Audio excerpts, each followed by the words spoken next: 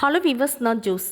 ஈரானில் சடனாக சிவப்பு நிறமாக மாறிய கடல் ஹார்மோஸ் ஐலண்டில் எதனால் பீச் இப்படி ஃபுல்லாக பிளட் கலராக மாறி இருக்கு?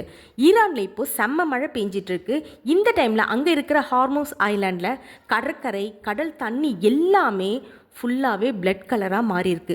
மத்திய கிழக்கு நாடுகளில் ஒன்றாக இருக்கிறது தான் ஈரான். இது ட்ரையான கண்ட்ரி தான். இங்கே மே டு அக்டோபர் மந்த் வரைக்கும் செம்ம வெயில் வாட்டும். அதுக்கப்புறம் பார்த்திங்கன்னா நவம்பர் டு ஏப்ரல் மந்த் வரைக்கும் அப்பப்போ மழை வரும். அப்பப்போ மழைனா எப்போ வராது, எப்போவாச்சு தான் மழை இங்கே வரும். 2024 ஈரானில் ஒரு இயற்கை சராசரி மழை அளவு வெறும் 23 சென்டிமீட்டர் தான்.